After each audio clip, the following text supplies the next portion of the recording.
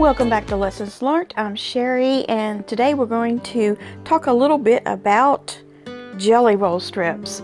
Not jelly rolls in the sense of an entire jelly roll as we see here, but rather the leftover strips. Or if you're like me and you save your scraps and you've made 2.5 inch strips, what in the world can I do with all of these? Well, in dealing with my scraps, I have come up with so many of these. I could probably make 10 quilts, but I've pulled out specifically some remnants of some specific jelly rolls. This was actually 2 jelly rolls that I had to pull from for a project, and there's definitely plenty there to make an entire quilt, maybe 2. And then I have this solid looking strip set here that was a jelly roll at one point, like this. And then I have some smaller ones, smaller amount that is. They're still jelly rolls, but they're still in the same line. And that's from a long time ago. And then I have this one as well. I don't have as many from this line, but that is plenty to make a quilt out of. And the key to it will be adding some fabric in with it to make some 9.5 inch blocks. I'm going to use this. This is some leftover yardage, and you will need somewhere around 3 yards of your what we'll call the background fabric. And I'm going to make a block for you so you can see what the block is, and then we're going to set those on point, or not if you would rather not, and make a quilt out of, I think I might use this one. I think this line would go really good with this Moda print here, and I think I can get enough blocks out of that to make a quilt with it. And that way I will use all of these up, and I will have a themed quilt based on this fabric line. I wish I knew what this was called, or I could tell you what it's called, but I'm sure you would not be able to find it. I feel like this is probably at least 10 years old. So I'm going to take that and this and make a simple block, and I'm going to go over to the sewing machine, and you can watch me there as I put that together. And then when I come back, I'm going to show you some other options you might have in your stash with these. What you can do with these, which is parts of every project I've done in the last couple of years. So this is going to be one suggestion, and then this is another, but for right now I'm going to show you how to make the block. Okay, so the first step is to take your background fabric, your main fabric that you need 3 yards of, and this is for a full bed size quilt if you want one that big. If you don't want one that big, you can go for less yardage, but cut it into 5.5 inch squares.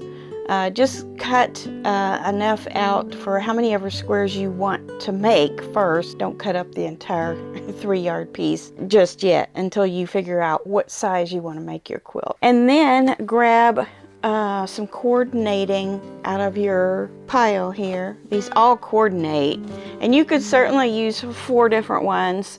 I ended up using, on the prior project that I used these in, I used a little less than a half of a jelly roll with the fabric. So I have, you can see here, I have a, that's my fold line. So I have just a little bit more than a half of a jelly roll. So I need to use, to get around this, all the way around this, I need to use 4 different ones because of the length. But if you had an entire jelly roll length piece, one strip, you could use the same one all the way around this.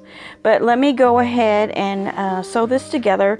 The first thing I'm going to do is sew on to one side, and I just go ahead, if it's cut straight already, I'll go ahead and just match it up there. This one's a little bit off, so I'm going to move it up a little bit.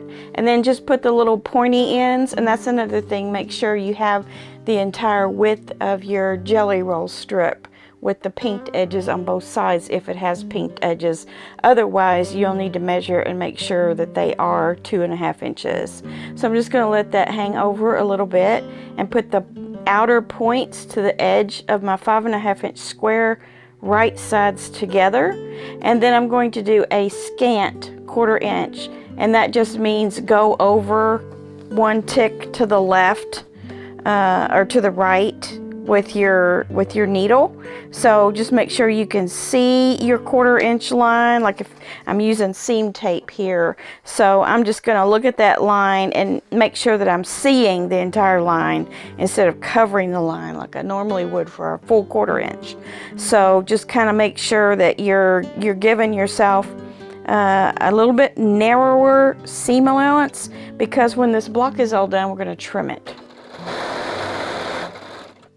Okay, so you can just take your fabric scissors and cut below that, and then iron towards the strip.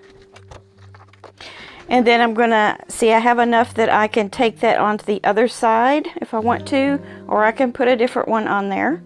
And I'm just gonna go straight over to the other side and do the same thing. This one looks pretty straight. It's definitely not the cut that I just made. It was from the factory probably. So let me go ahead and sew it the same way, scant 1/4 inch.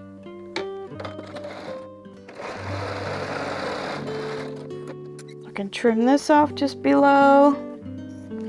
And then I'll have another piece that I can use on another block.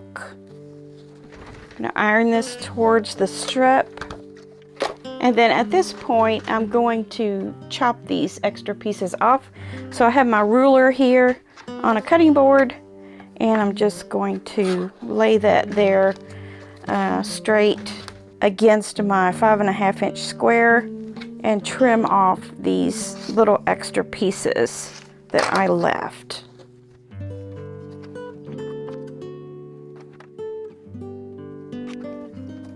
Okay, so this is where you should be right now.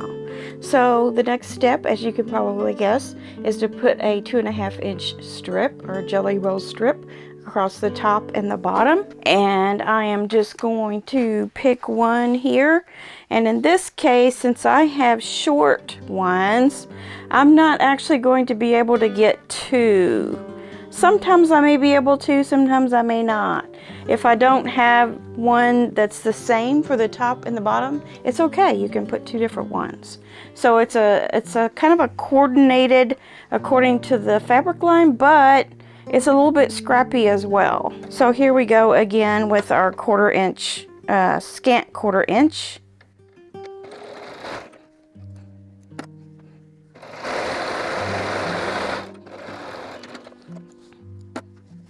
Going to iron it up.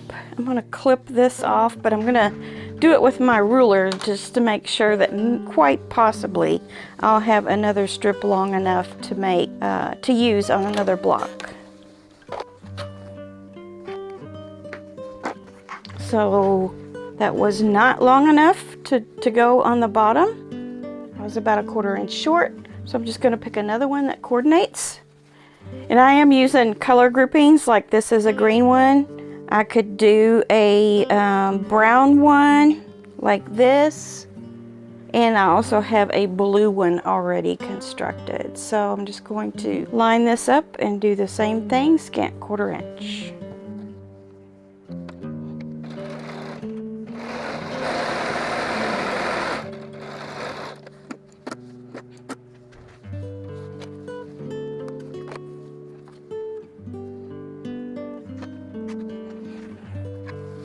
Okay, there's our block.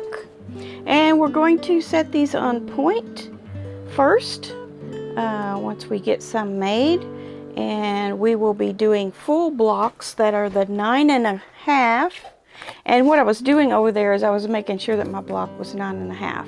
And if any trimming needed to be done, I have the exact size that I need, 9.5. Now you can use a bigger ruler and just pick out the 9.5 mark on your big square for example, I have this ruler, which is quite large, and I'm not using that because I'm working in this small space right now. But this is a 16-inch one, but it has all of the markings. So here's the 9, so you just go up to 9.5, and then over here to your 9.5, which is right there. And you'll accomplish the same thing. But it has to be at least that size. You need a ruler at least that size to make sure that they get squared up to be equal and consistent. So our opposite squares that we're going to do is going to be out of this fabric. So you will need to reserve quite a bit of your 3-yard piece to make some 9.5-inch squares that are this. And then here's my blue one. So you can see how this will make a nice coordinating quilt. And I'll make a couple more and stick those together for you so you can get an idea of how the quilt's gonna look. All right, so here we are. I have 9 of those blocks made. I could have made more, but I kind of wanted to stop right here because I'm noticing that this is not my finest hour as far as color theory. So I really wasn't thrilled with the taupe and white print with the colored prints. So I'm gonna stop here with my size. And if you want to make a quilt this size, I've got all the measurements for you here. So what we had to do, okay, our 9 blocks are 9.5 inches square. So that meant that I needed to cut 4 9.5-inch squares to fill in the center. You see I have 2 and 2 there surrounding the middle square that's on point. Now for our corners that we need to fill in on each side, not corners, for our border that we need to fill in on each side, you have 2 at the top, 2 at the bottom, and 2 on each side. So what we need to do is cut 2 blocks that are 14 3/4 inches. And there's a formula for that, but I've already figured it out for this size quilt. So 14 3/4, and you need to cut both of those squares into 4. And you see down here on the bottom how I have that mark? That's how you need to cut both of your squares. And you're going to end up with those 8 triangles that go top and bottom, side to side. Then for your corner pieces, so now once you get that all together, you're going to have some corners that need to be added. So that measurement is 2 squares that are 7 5/8. 5/8 is 1 tick beyond your 1/2 inch mark. And then on that one, you're only going to cut from corner to corner 1 time. So on both of those pieces there, and I'll have 4 corners to go up here on the end. Now to construct this, I'm going to do it in rows. And you say, how in the world do you do rows? Well, you turn it like this.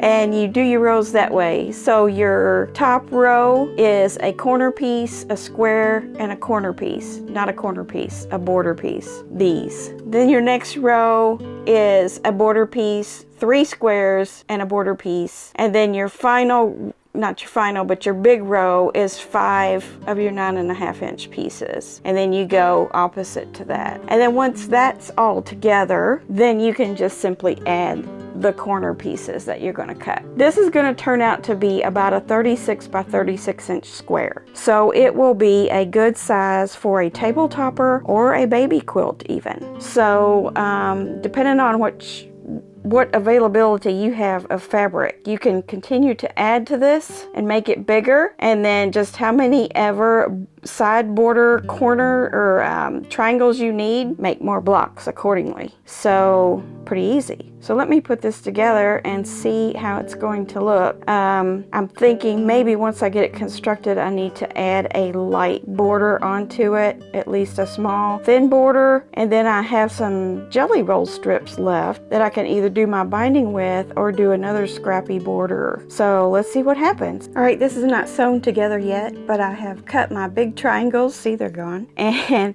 made them into 4 pieces each. and I've just put them up on the board here so you can see how that goes together. And there's plenty on the edges to trim. Once you get it sewn together, you'll have plenty to trim it down. And so now all I have to do is cut these 2 squares in half and put the 2 halves on the top left and right and on the bottom left and right. So let's get sewing. Okay, so I'm getting ready to add my first corner piece on, and you will notice that when you line up 2 sides, you're going to have extra on each end here, on each opposite corner, and that's fine. Don't worry about that. It's going to get all trimmed off. Just make sure the square part of your block of your border piece is on 2 sides of your block. So I'm going to go ahead and sew this down. See if I can remember what I was doing. Yes, so it'll be like this. And then the other one is going to go on this side like this. And I'll sew that together and show you what it looks like. Oh, and on this, you want to just go ahead and use your regular 1/4 inch measurement for your seam. And don't stretch these because they're on the bias. Just lightly lay your hand on them. You can pin or clip if you want as well. Okay, so there's my first row. Now the row, remember our block is going to be on point, so this is our side border piece. This is the first block in the upper left, and then I have this piece that I need to do that for. So I need it to go like this. So I'm going to flip that over and sew that one.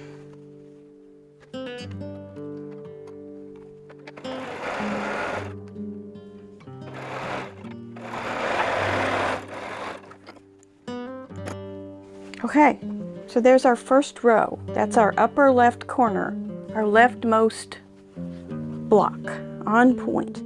So the next row has 3 9.5 inch blocks, 2 of these and 1 of this. And then I'll add the ends on the ends. I'll be adding these again. So now I'm getting ready to attach the 4 corners to the rows that have a corner piece. So this is my first row. I have 2 triangle border pieces and 1 block, and this will sit like this. And then once that is sewn on, we'll have our corner to the quilt, the upper left corner. So that will be done on all 4 corners. So this, if you notice, is quite a bit longer than our block. So where do we start from? Well, what you have to do is fold this in half, and then we know that our block is exactly 9 inches across, right there, right on the seam line. So we want, I'll just leave that laying there. We want our point of our piece, once it's right sides together with our block, for the center to be at 4.5. So that is right there, 4.5. So once we get our edges lined up with that, we can do our 1/4 inch seam across. And this is one of those times you'd want to pin it because you don't want to lose that point of reference right there. So once you've got your right in the middle of your block, which would be 4.5 inches in this case, then you can start sewing on it. So all the way over here, 1/4 inch in, and all the way across until you run out of space. So as you get here, you'll see that that 1/4 inch will be just the right distance to make that side even once you open it up. There will actually be a little extra, but yeah, that's what you have to do. So I'm going to go ahead and do all 4 of my corners, and then I'll attach the rows that I have already done, that I showed you I was getting ready to do. I've got those all sewn together. They're on the board, but they're not sewn lengthwise yet. So I'm going to get my corners done first, and then I'll go and add my rows, my diagonal rows together. Okay, I just wanted to show you what these corners look like, and the borders as well, and how there's a lot of extra there. There's probably, I can do this without, there's probably 3/4 of an inch or so that you can play with. Of course, there's a difference there, but there's still plenty to get your 1/4 inch, so you can go over here and line it up with your 1/4 inch and use a longer ruler than this and trim it up, square it up really good. And then from there you can just add more borders, or you can stop there and just go ahead and baste quilt and bind it. Your binding will come right up next to the quilt, your points, but I would suggest adding a border, at least one. But let me show you what this looks like on the board. All right, there she is, all squared up, about 36 by 36. Looks a little better outside, even though the sun is blocked by clouds right now. I think if the sun was out, you could really see those colors pop a little bit, but my background is taking over. So, like I said before, not my best color choices to put together, but I will put some sort of border around this and carry on. Well, our basic block was just this little block right here. Super easy. Start with 5.5 inch block of background, add 2 sides and 2 top, and you could certainly just sit these straight up and down instead of doing on point like I did. Put some other sashing around them or whatever. So super easy and a good way to use up those 2.5 inch strips. I'm going to show you some other options here in just a moment. Here's all I have left of that little grouping. I just have some short pieces that are, I don't know, 6 to 8 inches long, and then a couple of long strips I still have.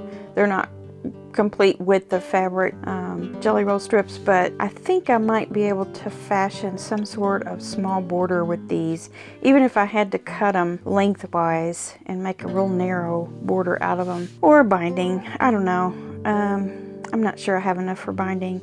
And then out of this leftover fabric, I just have bits and pieces, so not a whole lot there. It looks like more than it is. It's not that much. There's probably maybe a yard of fabric there. So let me show you some other options. So at the outset of this video, I showed you that I had a pretty substantial leftover amount of jelly roll strips from this solid grouping. It's not exactly solid. It's kind of like a, I don't know, it has a little bit of a pattern to it, but with this large pattern yardage that I have, I think this would make some really cute blocks. And just kind of pull out all the colors. There's a bright yellow one, there's a darker green that would go. So I might actually make one with this yardage. I think I have enough here to do it with. I think there's probably a good 3 yards there, and I have more of these strips than I had of that other, and they're complete strips. So I think that would make a really cute one. I wish I would have done that one to start with, honestly. But you could also, I mentioned earlier too about just a whole bunch of your scrap pieces that you have. There's another grouping of those. If you had a whole bunch of different scrappy ones, I think it would be cool to do a black or a black pattern. I was thinking this would be pretty cool. Do your squares in that, and then just border your blocks with some of these and come up with some really cute ones, something like that. Here's a scrappy one. So you would have something like that in the center. So you could, depending on how bright your strips are, I think that's where I went wrong, in my opinion, on what I did, is I did choose kind of a monotone background, but my strips weren't striking enough to pull themselves off of it. So this would be a better option for a more demure background. So yeah, just play around and see what you come up with. 2 on the side, 2 little bit longer ones on the top and bottom. Start out with 5.5, end up with 9.5, and then just put them together however you want. You don't have to put them on point. You can put them side by side. You can butt them up to each other, or you can frame them with some sashing, whatever you want to do. But it goes by really fast. These blocks are really fast. And if nothing else, you can just keep up on your 2.5 inch strips that you have left over by just making some blocks, some random blocks, and keeping them on hand for projects. So I hope you learned something from this project. If nothing else, you have another stash busting idea, and we can use up those pesky scraps. All right, have a great one, and we'll see you back here on Finish It Friday and then again on Monday for Monday Quilt Chat. Bye.